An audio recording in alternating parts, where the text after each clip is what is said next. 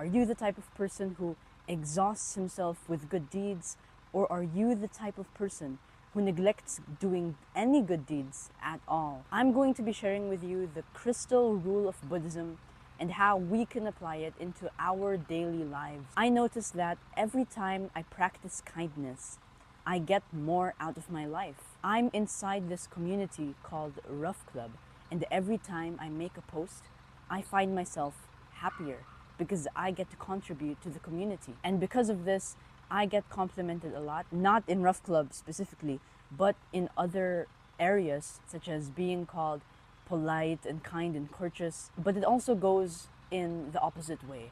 If I become selfish, sure, I may get more, I may get benefits, I still may be called kind, courteous, chivalrous, but I won't necessarily become happier like I do when I become more generous and when I become kinder. I'll get what I want, but as a consequence, I'll become more greedy, I'll become more restless, and I'll become more agitated. I'll find myself becoming angrier because now I'm more selfish and I'm trying to take everything I want.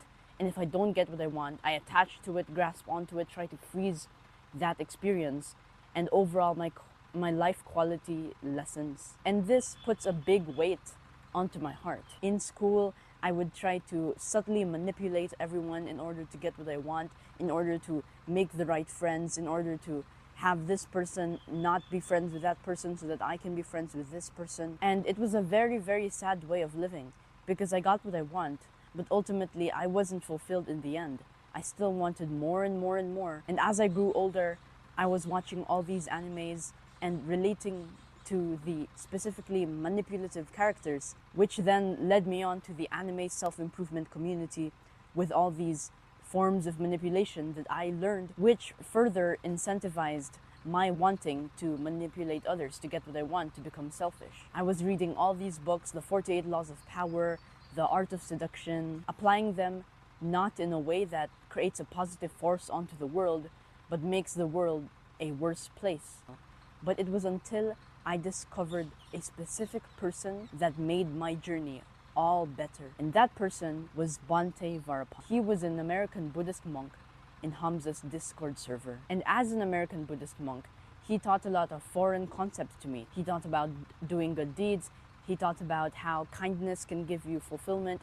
He taught about the crystal rule, which is what will be the topic for this video. And so I decided to try what he taught just for the sake of it. And I found myself becoming more fulfilled and more content because of it. And now I make conscious efforts to stop my old habits, because sometimes they do try to come back.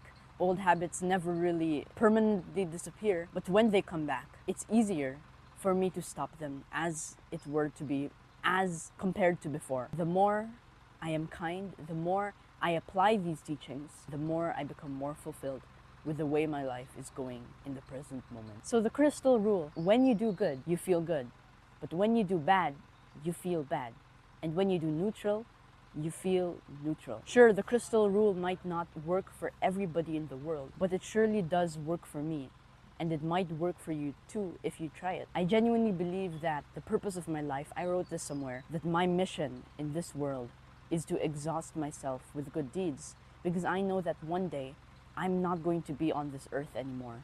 And the only thing that I can contribute positively is the things, the good deeds, the kindness that I put onto this earth. It doesn't mean that I should neglect my well-being, neglect my happiness, get stepped on, get manipulated by others like a puppet. Being happier actually makes you more virtuous, because now you're able to influence other people in a positive way because you're happier. So it's kind of selfishness with the intent of selflessness. You're making yourself a better person for the world so that you can help other people. So it isn't really selfishness anymore, it's selflessness, because that's your intent. A wife wouldn't want an unhappy husband. People wouldn't want an unhappy friend. They'd want someone happy so that they could take the energy of that person and become happy themselves too. So that's how I start off with, by becoming happy myself so that I can help other people. And that's called being peace before doing peace. Now, there are types of cilia, and cilia means moral virtue. The two types are generosity and virtuosity. Generosity is basically giving out what is valuable to you. Now, you can be generous to three things. The first is living being, so humans, animals. The second is yourself. And the third one is the universe, which means Mother Earth. Say you take an animal to a dog shelter. You become generous to living beings. A dog is a living being. You water your plants. That is being generous to a living being. Say you meditate even when you don't feel like it. That's being generous to yourself, because your future self will receive the benefits of the meditation practice. And the other one was being generous to the universe, to Mother Earth. And that is by, say, going to the ocean and doing a cleanup, going to the beach, thanking Mother Earth for the life it has provided you, letting you thrive and survive and live in this world by being kind to it, by recycling, by doing all these activities that are beneficial to our Earth. I want us to understand the difference between being generous and being a people pleaser. A people pleaser does this because he wants to please people. He becomes generous in order for people to like him. But that's not true generosity. When you deny the manipulators the right to manipulate you, that is still being generous. You're helping them restrain their manipulation habit, which is negative to the world. For example, it's generosity when you don't give your family member who's overweight a nice big bowl of cereal because you know that it will harm his health or her health. And another misconception that I had in the beginning was that selfishness was the only key to success, was that if I become a compassionate person, I can't become successful. There are many successful men who don't need to resort to these means. And the second type, as I said, was virtuosity. And that is distinguishing between wrong and right, understanding it deeply, and choosing right because you understand that being right is beneficial to you. So for virtuosity, the Buddha gave us 5 precepts to follow. And while it is best to follow the precepts,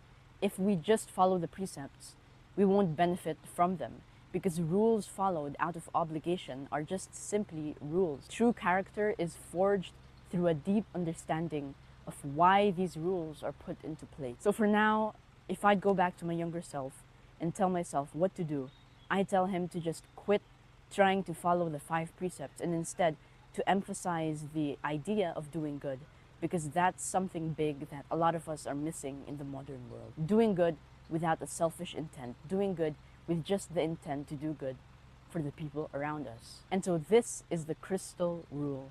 It works for me. I invite you to try it out for yourself. That's the crystal rule of Buddhism. If you want to become a man of character with me as brothers on the path, my Discord server is down below. Click on this video right now.